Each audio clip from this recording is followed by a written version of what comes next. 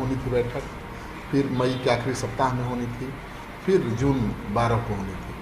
तीनों बैठक का रद्द करनी पड़ी। अब चौथी तारीख तय की गई है 23 जून को। तो मानकर चलिए कि बैठक होगी जी। हम भी मानकर चल रहे कि बैठक होगी, क्योंकि जेडीयू के जो राष्ट्रीय अध्यक्ष हैं ललन सिंह, उन्होंने दावा किया है कि इस बैठक में 15 दलों के प्रमुख शामिल होंगे। महागठबंधन की 12 जून को होने वाली बैठक जो टली थी, अब वह 23 जून को होने जा रही है। उसको लेकर हम अभी कई सवाल बिहार में जो राजनीतिक गर्माहट में जो चलते रहती है, उन सवालों को अभी हम जानेंगे। वरिष्ठ पत्रकार श्रीकांत प्रत्युष जी हमारे साथ हैं। श्रीकांत जी, जिस प्रकार से 12 तारीख की टली और नीतीश कुमार प्रेस कॉन्फ्रेंस में कहे भी कि हम अगली बैठक जल्द ही करेंगे, तो इसमें सुलह में क्या देखा जाए कि वह किसको मनाने में कामयाब रहे या क्या कुछ? देखिए, 3 बार बैठक रद्द हो चुकी है। मई में होनी थी बैठक, फिर मई के आखिरी सप्ताह में होनी थी, फिर जून 12 को होनी थी। तीनों बैठक का रद्द करनी पड़ी। अब चौथी तारीख तय की गई है 23 जून को। तो मानकर चलिए कि बैठक होगी जी। हम भी मानकर चल रहे कि बैठक होगी, क्योंकि जेडीयू के जो राष्ट्रीय अध्यक्ष हैं ललन सिंह, उन्होंने दावा किया है कि इस बैठक में 15 दलों के प्रमुख शामिल होंगे। आपको पता ही है कि बैठक रद्द करने का प्रमुख कारण था कि कांग्रेस पार्टी का प्रमुख शामिल नहीं हो पा रहे थे, न राष्ट्रीय अध्यक्ष शामिल हो पा रहे थे और न ही राहुल गांधी। राहुल गांधी तो विदेश में हैं और अमेरिका में भारत विरोधी बयान दे रहे हैं खूब। अभी बड़ी खबर यह बन रही है, क्या राहुल गांधी आएंगे पटना महागठबंधन की इस जो बैठक में? जेडीयू के राष्ट्रीय अध्यक्ष का तो यही दावा है कि राहुल गांधी और खड़गे दोनों आएंगे। मुझे नहीं लगता कि दोनों आएंगे जी। राहुल गांधी आ गए तो खड़गे की जरूरत ही नहीं है, और खड़गे आ गए तो राहुल गांधी नहीं आएंगे। लेकिन दावा किया गया है कि 15 दलों के नेता आएंगे। राहुल गांधी उसमें शामिल हैं, खड़गे हैं, पश्चिम बंगाल के मुख्यमंत्री ममता बनर्जी हैं, सपा के राष्ट्रीय अध्यक्ष अखिलेश यादव हैं, झारखंड के मुख्यमंत्री हेमंत सोरेन हैं, उद्धव ठाकरे हैं, एनसीपी प्रमुख शरद पवार हैं, तमिलनाडु के मुख्यमंत्री एसके स्टालिन हैं, दिल्ली के मुख्यमंत्री अरविंद केजरीवाल हैं, और सीपीआई के महासचिव डी राजा हैं, सीपीएम के नेता सीताराम येचुरी और सीपीआई-एमएल के नेता दीपांकर भट्टाचार्य इस बैठक में भाग लेंगे।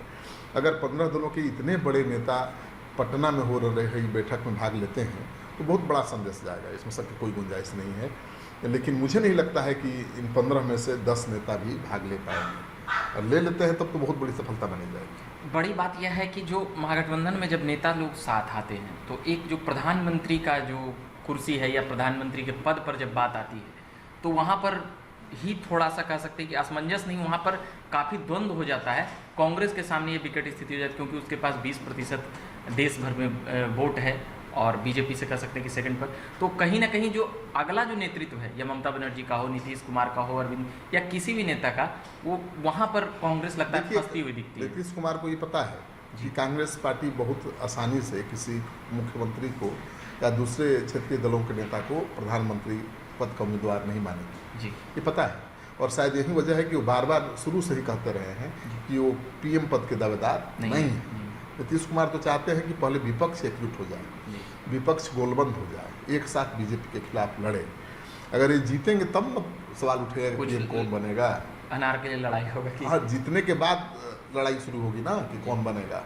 कांग्रेस पार्टी दावा कर सकती है, कांग्रेस पार्टी अपने राष्ट्रीय अध्यक्ष खड़गे को आगे कर सकती है। देखिए, राहुल गांधी को जब मनहानि केस में 2 साल की सजा हुई थी, उसके बाद नीतीश कुमार को बहुत बड़ा मौका मिल गया था। अब लगता था कि अब कांग्रेस के पास कोई ऑप्शन ही नहीं है और नीतीश कुमार के शरण में कांग्रेस चली जाएगी। और नीतीश कुमार ने बहुत मेहनत किया, दिल्ली से लेकर पश्चिम बंगाल, महाराष्ट्र, कर्नाटक, कहाँ नहीं गए, सब जगह गए और उनको सफलता भी मिली ज़्यादातर राज्यों में। एक सवाल ये उठता है कि नीतीश कुमार की जो पार्टी है और नीतीश कुमार के पास जो सीटें हैं और जो वोट है वो बिहार भर में ही सीमित है और बिहार में वो तीसरी नंबर की पार्टी है। तो कई बार ये आरोप लगता है नीतीश कुमार पर बार बार कि कैसे इनका नेतृत्व इनसे बड़े बड़े और भी ठीक है, बीजेपी ये सवाल उठाती है कि 40 विधायकों वाली पार्टी, 43 विधायकों वाली पार्टी का नेता मुख्यमंत्री तो बना हुआ है, प्रधानमंत्री कैसे बन सकता है। लेकिन ये कोई बात नहीं हुई। नीतीश कुमार अनुभवी नेता है, 18 साल से बिहार में राज कर रहे हैं और प्रशासनिक अनुभव भी अच्छा है, उनकी छवि भी बहुत अच्छी है। राष्ट्रीय छवि का नहीं, उनकी छवि बहुत अच्छी है, साफ सुथरी है, और उनके सामने कोई दूसरा क्षेत्रीय दल का नेता नहीं टिकता है, ये तो सच है जी। अरविंद केजरीवाल की महत्वाकांक्षा बहुत बड़ी है, लेकिन दिक्कत यह है कि अरविंद केजरीवाल की महत्वाकांक्षा बहुत बड़ी है, ममता बनर्जी की महत्वाकांक्षा बहुत बड़ी है, और आपको पता ही है कि दूसरे दक्षिणी राज्यों के भी एक दो मुख्यमंत्री हैं जो प्रधानमंत्री बनने का सपना देखते हैं। केसीआर का जो नाम आया हाँ जी, केसीआर तो आए, वो एनडीए का आप कह सकते हैं कि तरफ या उनके सपोर्ट करते हुए नजर आएंगे कुछ? अभी कहना बड़ा मुश्किल है, लेकिन विपक्ष की इस बैठक में कितने बड़े विपक्ष के नेता शामिल होते हैं उसके बाद तस्वीर साफ होगी। लेकिन सबसे बड़ी समस्या ये है कि ज़्यादातर राज्यों में क्षेत्रीय दलों से ही कांग्रेस की लड़ाई है। दिल्ली में अरविंद केजरीवाल से कांग्रेस की लड़ाई है, हरियाणा में लड़ाई है, गुजरात में भी लड़ाई है जी। उसी तरह से पश्चिम बंगाल में ममता से लड़ाई है, और भी कई ऐसे राज्य हैं, दक्षिण के ढेर सारे राज्य हैं जहाँ पर कांग्रेस की मजबूत पकड़ है, वहाँ लड़ाई किससे है? क्षेत्रीय दलों से। तो कांग्रेस पार्टी को बहुत ज़्यादा सेक्रीफाइस करना पड़ेगा, बिना सेक्रीफाइस के ये एकता बन नहीं पाएगी। तो अब देखना ये मतलब कह सकते हैं कि अब कांग्रेस अगर त्याग दिखाएगी तभी यहाँ पर कुछ खेल बीजेपी को रोक सकते हैं। लेकिन अब 200 सीटों पर त्याग दिखाएगी कांग्रेस जी, तो अपने लिए कब्र ही खो देगी ना जी। तो मुझे लगता है कि बहुत आसान नहीं है, लेकिन पहल नीतीश कुमार ने की है, इसको आगे बढ़ते हुए हम देख रहे हैं, तो ये अच्छी बात है, अच्छा संकेत है। पहले तो लगता ही नहीं था कि मोदी के मुकाबले कोई सामने है। कांग्रेस पार्टी तो मोदी का मुकाबला कर नहीं सकती अपने बल पर, दूसरा कोई क्षेत्रीय दल भी नहीं कर सकता है। कांग्रेस के नेतृत्व में ही सारे क्षेत्रीय दल मिलकर के बीजेपी का मुकाबला कर सकते हैं। नीतीश कुमार की कोशिश जारी है, अगर वाकई एकता बनती है, और जो नीतीश कुमार का फार्मूला है कि हर सीट पर विपक्ष का एक उम्मीदवार होगा, अगर ऐसा हो गया तो बीजेपी की मुश्किल बढ़ेगी, लेकिन इतना आसान नहीं है ये। अभी एक बात उठ रहा है कि अगर 12 की ये बैठक टली, और भी पहले भी बैठक टली, तो अगर अभी ये 23 तारीख को अगर ये बैठक हो जाती है तो इससे नीतीश कुमार बिहार से बढ़कर मतलब कह सकते हैं कि एक उभार लेंगे, जंप लेंगे पॉलिटिक्स में, अगर या फिर उनकी बिल्कुल पटना में अगर विपक्ष की बैठक होती है, उसमें 15 दलों के राष्ट्रीय अध्यक्ष या बड़े नेता शामिल हो जाते हैं जी, तो नीतीश कुमार की मुहिम को सब पे माना जाएगा। वैसे अभी तो झटका लगा है, झटका ही लगता आ रहा है जी, ठीक है ना। नीतीश कुमार कोशिश कर रहे हैं ईमानदारी से, लेकिन क्षेत्रीय दल उनको झटका दे रहे हैं, और साथ साथ कांग्रेस भी दे रही है। दरअसल सवाल ये उठता है कि नीतीश कुमार पर कांग्रेस भरोसा नहीं कर पा रही है खुलकर। उसको लगता है कि चुनाव जीत जाने के बाद भी नीतीश कुमार कोई खेला कर सकते हैं, तो उनके जो क्रेडिबिलिटी है मतलब उसको लेकर दल बदलू या पलटू चाचा का जो इमेज है वो कांग्रेस भी थोड़ा, लेकिन ठीक है, नीतीश कुमार को लेकर आप दल बदलू या पलटू चाचा आप कह रहे हैं जी, लेकिन बीजेपी क्या करती है? जम्मू कश्मीर में आतंकी बोलने वाले के साथ सरकार बनाई, तो हर पार्टी तो वही करती है।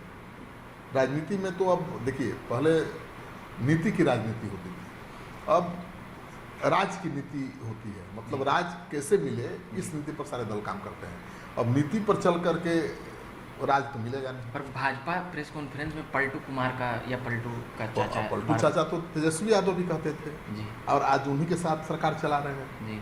वो छोड़ दीजिए, राजनीति में कोई अस्थायी दोस्त और दुश्मन होता नहीं है, परिस्थिति बदलती है तो खेल भी बदल जाता है।